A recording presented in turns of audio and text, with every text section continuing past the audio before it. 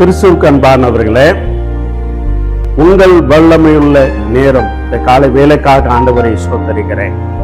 தேவ பிள்ளைகளே, வேத வசனம் சொல்லுகிறது, தேவ பிள்ளைகளே, இந்த நாளிலே வேதத்துக்கு ஆதாரமாக ஆதியாகமம் 2ஆம் அதிகாரம் 2-3 வாசிக்கிறோம். தேவன் இந்த உலகத்தை, கடவுள் இந்த உலகத்தை படைத்து எல்லா கிரிகளும் முடித்து தேவ பிள்ளை அந்த 7வது நாளை அவர் என்ன பண்ணினார்னா அதை ஆசீர்வதித்தார். ஆசீர்வதித்து அந்த பரிசுத்த ஓய்வு நாளாக மாற்றினார். ஓய்வு இருந்தார் என்று சொல்லி பார்க்கிறோம். தேவ பிள்ளைகளை இன்னைக்கு நிறைய பேர் எல்லா வேலைகளும் செய்வாங்க, ஆனா அதை ஆசீர்வதிக்க மாட்டாங்க.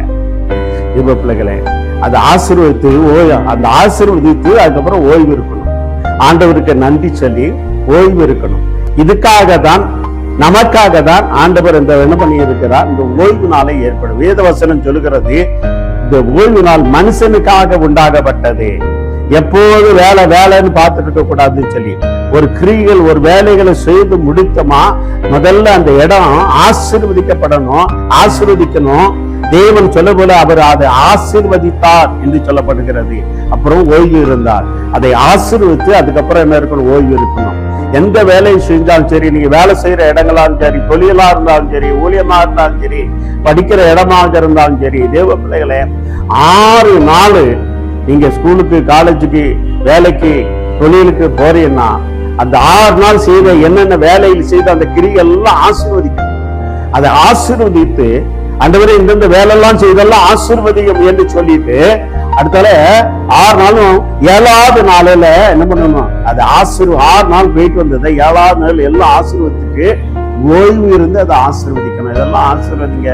அந்த ஓய்வு நாள், அது ஓய்வு நாள்ல இருந்து ஆண்டவரை நீங்க செய்த எல்லா காரியங்களும் ஆசீர்வதித்து ஆண்டவரை துதிக்கணும், மகிமைப்படுத்தணும். இன்னைக்கு யாரும் அதெல்லாம் செய்யறது இல்லை. ஏதோ போறோம் வாரோம், சர்ச்சுக்கு போறோம் அப்படின்னு. நீ செய்த கிரிகள் என்ன? தேவ பிள்ளைகளும் நீ செய்யற ஒவ்வொரு கிரிகளும், இந்த உலகத்துல நீ உண்டாக்கின ஒவ்வொரு காரியங்களும் ஆண்டவர் அதிகாரம் கொடுத்திருக்கிறார் அல்லவா? தேவ பிள்ளைக்கு ஆண்டவர் அதை பரிசுத்தப்படுத்தி ஆசீர்வதித்து ஓய்வு நாள் இருந்ததுனால, அதனாலதான் சொன்ன போல ஓய்வு நாள் மனுஷனுக்காக உண்டாக்கப்பட்டு நீ ஆசீர்வதிக்கணும். நீ செய்த காரியங்கள் ஆசீர்வதிக்கணும். ஆண்டவரே இந்த 6 நாள்ல நான் செய்த வேலைகள், தொழில்கள், ஊழியங்கள் எல்லாத்தையும் நீர் அதை ஆசீர்வதித்தும் தாரம் என்று சொல்லி அந்த ஓய்வு நாளில் ஆண்டவருக்கு நன்றி சொல்லி அவருடைய நாமத்தை நீ மகிமைப்படுத்தின தேவ பிள்ளைகளே. அப்படி மகிமைப்படுத்தும் பொழுதுதான் நீ ஆசீர்வதிக்கப்படுவாய். தேவ பிள்ளைகளை மேலும் மேலும் ஆசீர்வதிக்கப்படுவாய். ஆண்டவர் அதற்காக சொல்லி இருக்கிறார். ஆனா நீ ஓய்வு நாளில் என்ன பண்ணி கொண்டு இருக்கிறாய், அது ஆசீர்வதிக்கப்பட்ட நாளாக எண்ணாமல் ஓய்வு நாளிலே என்ன பண்ணுகிறார், நீ வேலைக்கு போறாய், அதை செய்கிறாய், இதை செய்கிறாய், சொந்த வேலை, சுய வேலை, எவ பிள்ளைகளை இதெல்லாம் செய்கிறார். ஆனா அது அப்படி இல்லை. நீ 6 நாள்ல யார சந்திச்சு என்னென்ன காரியங்கள் செய்தாயோ அது எல்லா வேலைகளும், தொழில் என்னென்ன செய்த எல்லாத்தையும் ஆண்டோடைய கரத்தில் ஒப்பு கொடுத்து அதை ஆசீர்வதித்து அந்த 7வது நாளே அதை தேவப்பிள்ளை பரிசுத்தமாக்கி, அதை ஆண்டவரே இதெல்லாம் பரிசுத்தமாக்கி இதை ஆசீர்வதிக்கிறேன் என்று சொல்லி தேவ சமூகத்துல 7வது நாளே தேவ பரிசுத்த ஓய்வு நாளாக எண்ணி ஆண்டவரை துதித்து மகிமைப்படுத்தும் பொழுது நீ மேலும் மேலும் ஆசீர்வதிக்கப்படுவார். இந்த வார்த்தை கேட்டுக்கொண்டு இருக்கிற தேவனுடைய பிள்ளையே, இதுக்கு முன்பாக நீ எப்படி கொண்டு இருந்திருக்கலாம்.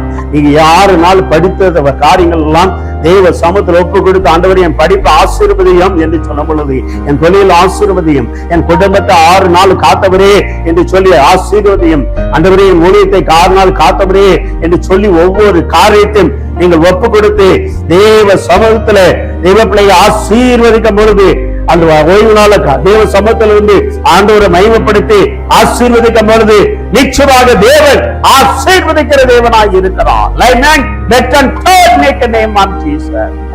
என்று மாறாத தேவன், இரக்கமுள்ள தேவன், வல்லமுள்ள தேவன், பராமரிக்கிற தேவன்.